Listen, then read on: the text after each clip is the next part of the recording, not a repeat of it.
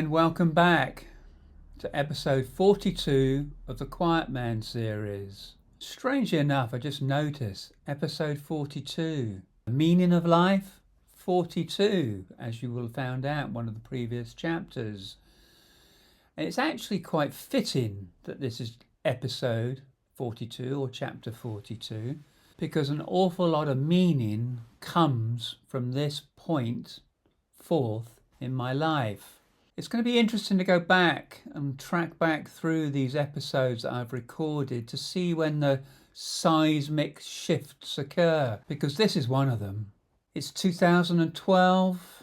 We'd already had the financial meltdown in the city, 2008, but my client had actually fared quite well. So I'd carried on working all the way through that financial meltdown, when everybody said their ears were bleeding on the trading floors. It was so intense. I'd carried on picking up work. I'd carried on being flown around the world to do what I was doing. But cracks were starting to appear. I was having dinner one night with a good friend of mine in the Paramount Club, up a Centre Point. It's long gone, but it was one of the best places in London to eat at the time. Peter Bell took me for dinner there one night. And he turned around over dinner, he said, "Neil, I love what you're doing. For goodness sake, you've got to start doing it for yourself. You should be turning these ideas that you've got into a philosophy." And I took that on board. That sat with me. And it was a key thread. The second thing that happened is, do you remember the managing director, Neil with the shiny shoes? He'd given me this fantastic chap to coach, a guy called Grant. Well, Grant had gone off and become a multi-millionaire. And he says it was down to the coaching that I gave him that made him think, I've got to do this for myself. And he created his own business.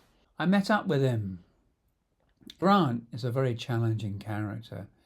And he said it to me straight. "Neil, for fuck's sake, do this for yourself." So Peter saying, do it for yourself.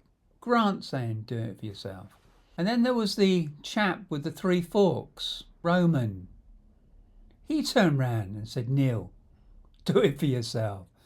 So at this point in life, I had these three people saying to me, "Neil, do it for yourself." And guess what? I did. And I started writing something called The Art of Understanding. I created a concept called Dozen, which is 12 different characters around a dodecahedron. And that eventually became the basis for Perfect Teams. And then Roman said, "I actually like this theory you've got going here. You'd need to flesh it out a bit." On a walk, I suddenly had, an epiphany really. I did what I call a thought experiment, where I had an imaginary conversation with Carl Jung.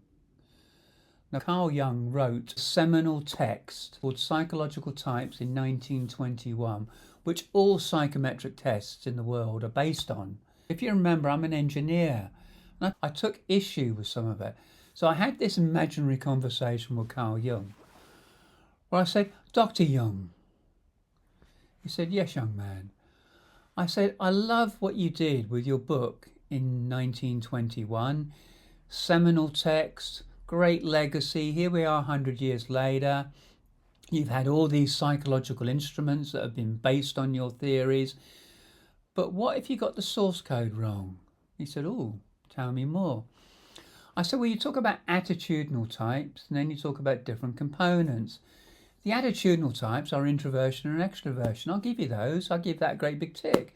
I said, "When you go back into the components you talk about these rational components of thinking and feeling, the head and the heart. Great, I'll give that a tick. But then you talk about these irrational components of intuition and sensing. What it is if you look at your modelling, it's based on an or construct. You have to have something to put something against. You've got thinking or feeling. You've got intuition or sensing.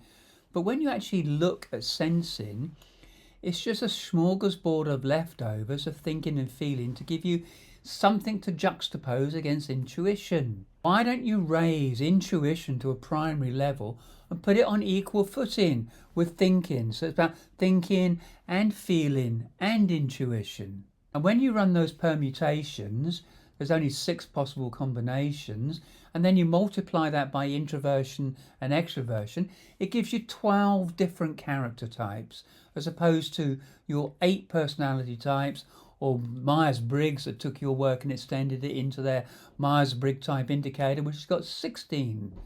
So instead of it being a 2, 4, 8 or 16 factor model, let's make it a 12 factor model. And people remember 12. 12 signs of the zodiac, 12 hours around the clock face.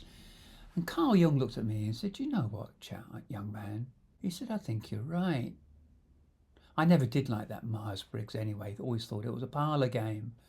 So on my walk, I got the pat on the back from Carl Jung to take my theory further forward.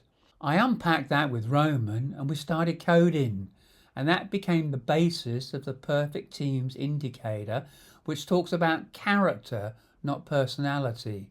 It's about 12 character types, and it's about an and construct that we all as humans do thinking and feeling and intuition, just that we have preferences.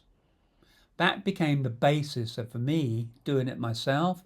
Grant loved it, Peter Bell loved it, Roman loved it. Affirmation, Perfect Teams was born, and I was on the way to doing it myself. If you've got something that's bubbling away within you, take a step back and say to yourself, how can I do this for me? You're going to be much more successful in life when you do things for yourself than when you are doing it for somebody else. Don't be a wage slave, do it for yourself. I plead with you, the more independent, creative people we've got doing things for themselves, the better this world will be, the better this society will be. I'm going to leave it there. Character, not personality. If you've liked this, give it the thumbs up, share it with your friends, comment on it please, and I'll see you tomorrow for episode 43, because this was episode 42, The Meaning of Life. Thank you very much.